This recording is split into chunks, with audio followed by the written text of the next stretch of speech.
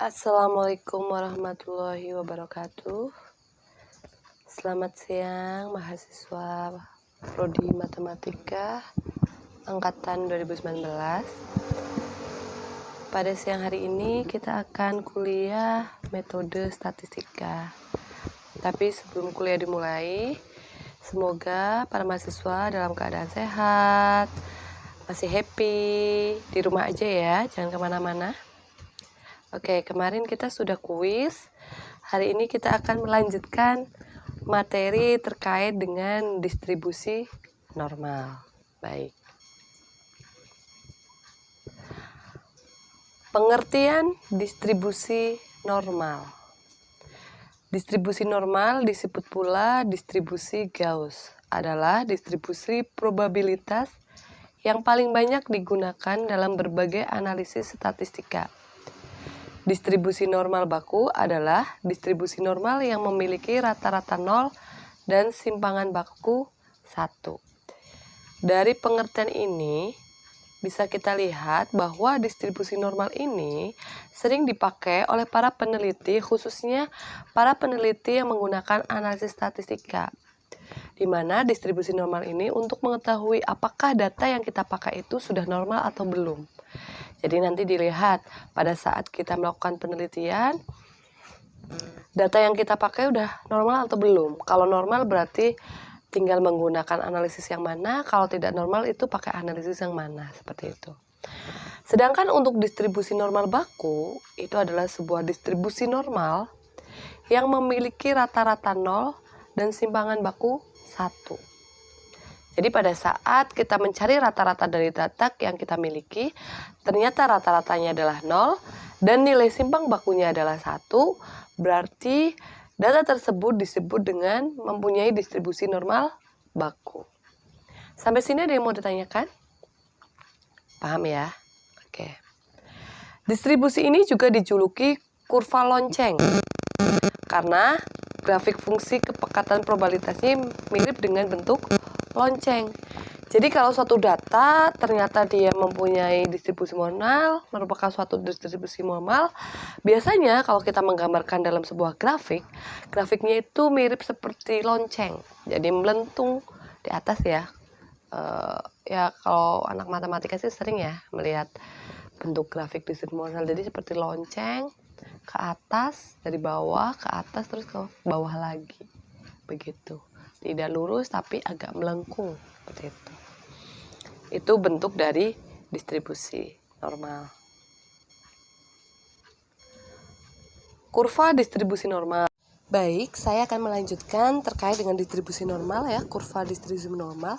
Tadi seperti kasus dalam corona itu, jadi pada saat kurva itu melengkung tinggi ke atas, maka dikhawatirkan itu pada waktu singkat itu korban corona itu meningkat, sehingga diharapkan agar tenaga medis pemerintah juga bisa menangani dan tidak terbanyak korban jiwanya, maka kurva itu kita landaikan, kita turunkan ke bawah agar tidak terlalu tinggi lengkungannya sehingga berada di posisi di bawah garis aman. Meskipun wabah ini tetap terjadi, tapi pemerintah dan tim medis bisa menanganinya.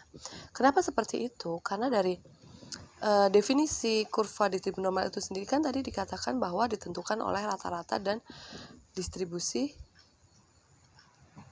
standar deviasi standar. Ketika standar deviasinya besar, tadi kan mempengaruhi ya, kalau rata-rata itu mempengaruhi titik pusatnya, sedangkan deviasi standar itu menentukan tinggi lebarnya grafik tadi ya.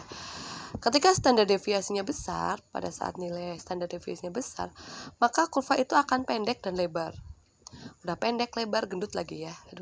Terus kalau ketika standar deviasinya nilainya kecil, maka kurva itu akan mengecil dan juga sempit. Ya ini. Jadi gitu. Jadi fungsi dari nilai standar deviasi itu adalah pada saat standar nilainya itu besar, berarti kurva itu adalah akan melebar dan pendek akan. Sedangkan kalau nilai deviasinya kecil, kurva itu akan tinggi dan juga sempit. Itu yang kita tidak harapkan. Jadi harapan dari data COVID itu, pasien COVID itu adalah kalau bisa itu standar deviasinya itu besar aja nilainya gitu. Karena dengan standar deviasinya nilainya besar, itu akan menyebabkan kurva itu akan melebar dan pendek. Tapi pada saat standar deviasinya itu kecil sehingga kurva itu menjadi sempit dan kecil, yaitu membahayakan, akan melebihi kapasitas kemampuan pemerintah dan juga tenaga medis. Semua distribusi normal itu tampak seperti lonceng, betul ya, karena bentuknya seperti lonceng tadi makanya bisa melebar, bisa meruncing seperti itu. Sampai sini paham ya? Saya akan melanjutkan. Kurva distribusi normal. Grafik distribusi normal tergantung dari dua faktor, yaitu tadi rata-rata atau mean dan deviasi standar. Jadi kalau kita sudah ngomongin kurva distribusi normal, berarti yang perlu kita lihat itu adalah rata-ratanya dan juga deviasi standarnya. Rata-rata dari distribusi menentukan pusat grafik. Jadi apa sih fungsi dari rata-rata pada suatu data terkait dengan distribusi normal? Itu adalah untuk menentukan di mana sih pusat grafik ini, karena kan bentuknya seperti lonceng, kita akan tahu oh tengahnya di mana nih, pusatnya di mana nih gitu kan. Sedangkan deviasi standar menentukan tinggi dan lebar grafik. Karena grafik distribusi normal itu bisa naik, bisa lancip ke atas, bisa tinggi ke atas, bisa juga rendah ke bawah atau melebar. Seperti kemarin di kasus corona ya, kalau kalian melihat beberapa video yang berkaitan bagaimana sih kita untuk merendahkan penularan gitu kan. Bagaimana kita cara mengurangi penularan atau mengurangi tingkat masyarakat Indonesia agar tidak terkena corona. Kalau dari videonya itu kan terlihat seperti ada kurva distribusi normal. Jadi kalau kita ingin pasiennya itu tidak terlalu banyak, maka kurvanya itu diturunkan, dilebarkan ke bawah. Caranya gimana ya? Kita melakukan social distancing ini gitu. Kita dirumahkan, belajar di rumah, bekerja di rumah ya. Itu salah satu caranya. Nah, di situ kurva yang dipakai pada saat menganalisis banyaknya jumlah pasien. Bagaimana sih kita bisa mengurangi jumlah pasien itu menggunakan kurva distribusi normal. Pada saat kurvanya itu naik ke atas, sedangkan kemarin di video itu terlihat ada garis ya di tengah itu adalah kemampuan dari tenaga medis pada saat kurva itu melebihi garis itu secara tidak langsung. Data yang ada di atas garis tersebut berarti merekalah yang tidak bisa tertolong, sebutannya ya nantinya terkena virus tapi tidak bisa ditampung oleh kesehatan atau tenaga medis. Makanya meskipun kita tidak bisa menghindari wabah ini, setidaknya kita bisa mengurangi lah jumlahnya. Kita bisa memepet kurva tersebut sehingga bisa. Akan saya lanjutkan. Di sini terlihat ada gambar kurva distribusi normal. Sesuai yang tadi saya jelaskan bahwa mean atau rata-rata itu adalah menentukan pusat dari kurva tersebut, sehingga di sini nih. Jadi posisinya di mana? Yaitu pusatnya yang membagi kurva menjadi dua bagian yang sama. Itu untuk menentukan mean itu untuk menentukan itu. Sedangkan untuk standar deviasinya ini adalah untuk menentukan lebar tingginya atau tinggi pendek, lebar sempitnya atau tinggi pendeknya suatu kurva distribusi normal. Ini x-nya begitu. Terus definisinya, jika X merupakan suatu peubah acak normal dengan nilai tengah dan ragam sigma kuadrat, maka persamaan kurva normalnya adalah seperti ini.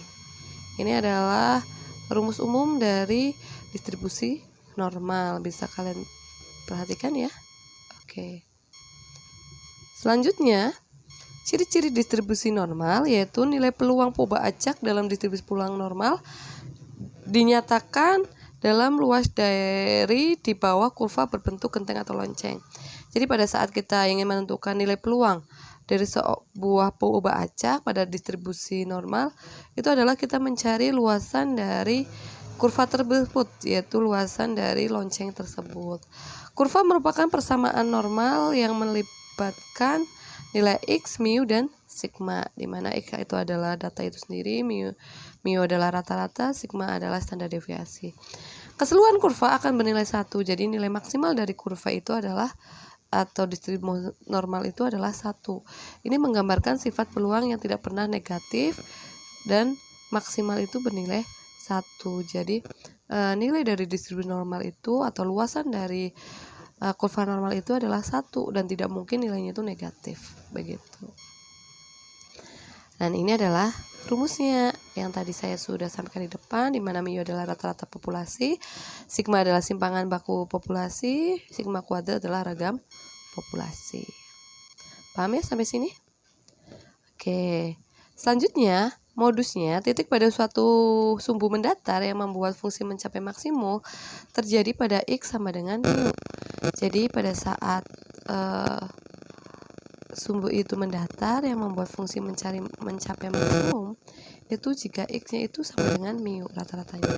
Kurvanya setanggup terhadap suatu garis tegak yang melalui nilai tengah.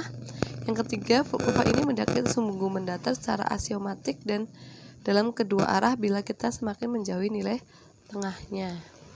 Yang keempat, luas daerah yang terletak di bawah kurva tetapi di atas sumbu mendatar adalah nilainya 1. Seperti itu.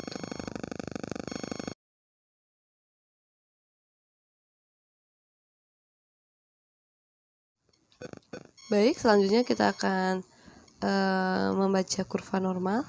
Jadi di sini ada suatu gambar kurva. Bentuk distribusi normalnya ditentukan oleh mu dan sama sigma. Kita lihat di sini ada gambar kurva distribusi normal warna hijau, biru, merah, dan kuning. Di mana untuk warna hijau, warna biru dulu ya, biru yang ini itu adalah mu-nya adalah 0, berarti nilai rata-ratanya itu adalah 0 sehingga pusatnya ada di 0. Sedangkan sigma kuadratnya itu 0,2, berarti di sini nih dia akan melakukan dia akan hilang, lonceng graf itu akan naik lancip ke atas, gitu, akan tinggi karena 0,2 hilangnya. Sedangkan kalau yang merah itu rata-ratanya itu 0, jadi ininya tetap di tengah ini 0. Sedangkan itunya adalah 1 sehingga di sini nih 1. Sedangkan yang kedua yang kuning itu adalah 0 pusatnya, ini kan di 0. Sedangkan sigma kuadratnya adalah 5, berarti di sini nih 5. Sedangkan yang hijau pusatnya itu di min 0,2 atau mu-nya adalah min 22, otomatis di sini nih. Nah, dia pusatnya di sini min 2,2, terus itu 0,5 berarti di sini. Oke, paham ya? Ini adalah gambar kurva yang berbeda karena mereka mempunyai rata-rata dan standar deviasi yang berbeda juga. Oke. Selanjutnya, kalau ada dua kurva seperti ini dan mereka mempunyai pusat yang sama, itu berarti mu1 dan mu2 nya itu sama. Sedangkan karena yang kurva 2 itu lebih tinggi, otomatis kurva 2 itu nilainya lebih kecil daripada yang kurva pertama.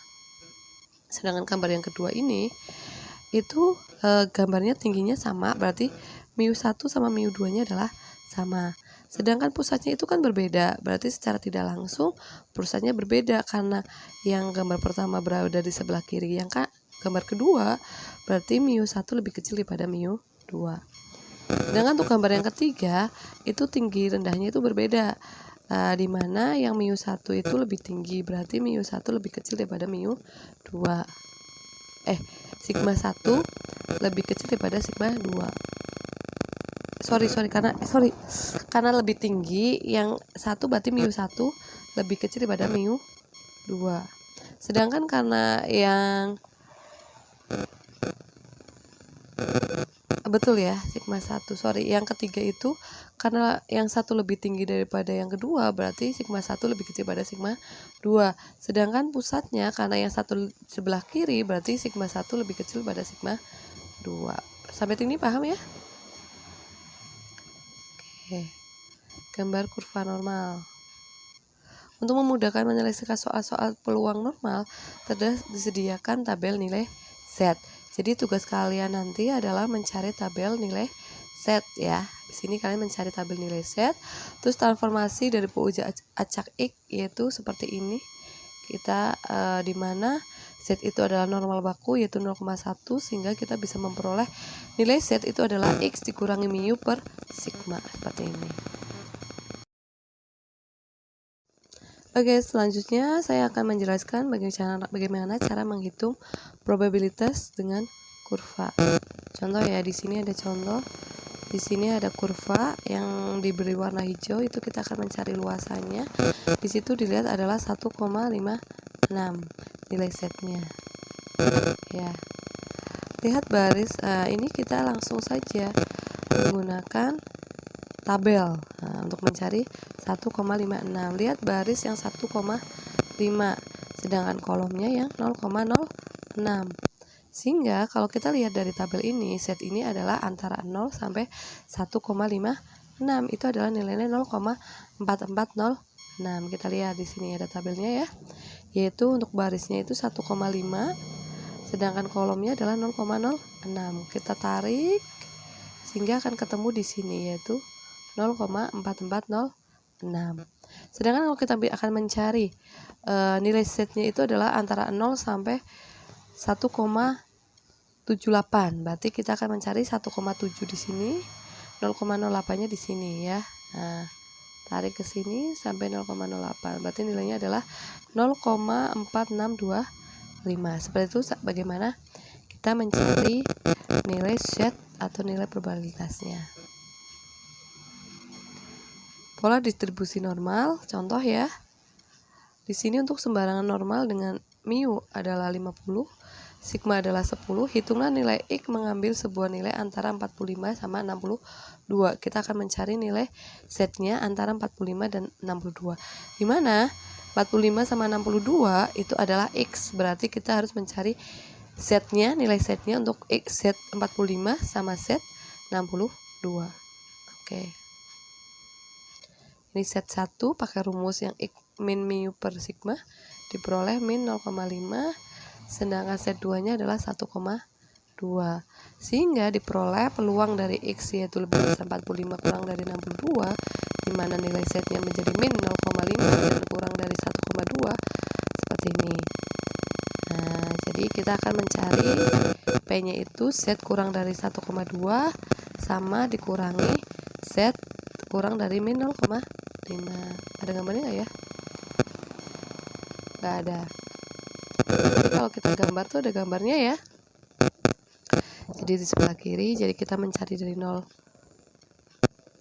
min 0,5 sampai itu, berarti kita akan mencari yang lebih dari 1,2 ya, kurang dari 1,2 terus dikurangi dari ini, sehingga diperoleh menggunakan tabel akan diperoleh seperti ini.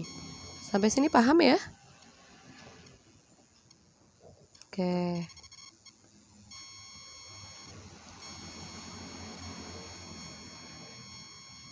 Yang kedua, gunakan tabel distribusi normal standar untuk menghitung luas daerah. Yang A di sebelah kanan 1,54.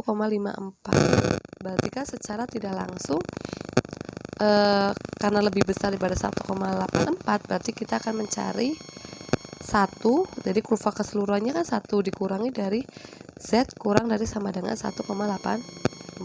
Jadi peroleh ini, sehingga nilainya adalah ini.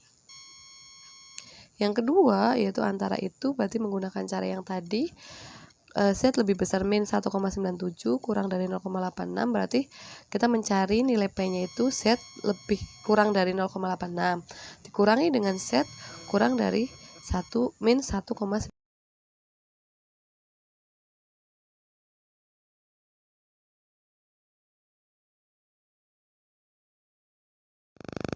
Oke, selanjutnya yaitu bagaimana memakai distribusi normal dalam arah kebalikan.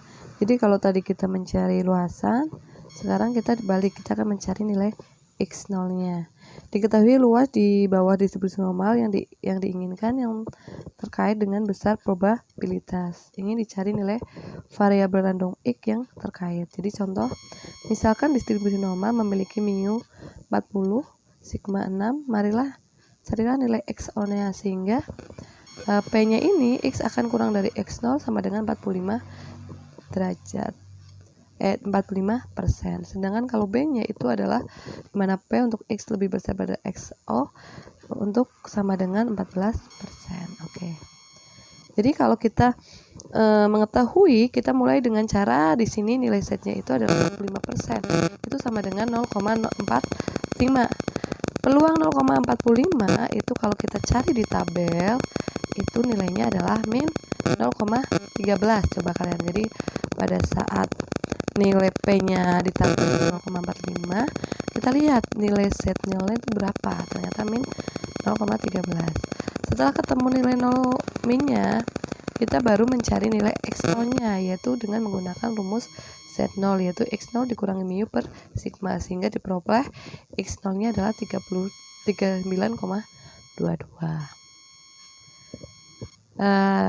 Yang kedua, itu diketahui bahwa setnya itu lebih besar pada Z0. Berarti kan di sebelah kanan ya, itu 14%. Berarti ini bisa diganti menjadi 1 dikurangi Z lebih besar daripada Z0, ya enggak? Berarti secara tidak langsung kita kurangi aja 1 dikurangi 0,14. Berarti Z kurang dari Z0 itu 0,86. Kita cari pada saat daerah di sebelah kiri yaitu 0,86, itu nilai Z0-nya berapa sih gitu kan. Nah, dari tabel itu kita peroleh bahwa nilai Z0 adalah 1,08. Setelah mendapatkan nilai Z0-nya itu adalah 1,08, lah baru kita mencari X0-nya dari rumus Z0, sehingga diperoleh X0-nya adalah 46,28 gitu. Paham ya sampai sini? Contoh penerapan distribusi normal yaitu sebuah perusahaan lampu celup bawah air mengetahui bahwa umur lampunya berdistribusi secara normal dengan rata-rata umur, berarti mu-nya 800 jam, standar deviasinya adalah 40 jam, berarti mu. Carilah probabilitas bahwa sebuah lampu produksinya akan berumur antara 770 jam dan 834 jam. Sedangkan yang B berumur kurang dari 750 jam atau lebih dari 900 jam. Coba.